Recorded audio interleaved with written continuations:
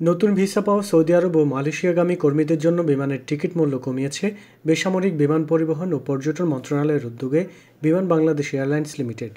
বিশেষ এই ভাড়াকে worker fair নামকরণ করা হয়েছে। বৃহস্পতিবার বেসামরিক বিমান পরিবহন ও পর্যটন মন্ত্রণালয়ের এক সংবাদ বিজ্ঞপ্তিতে এ তথ্য জানানো হয়েছে।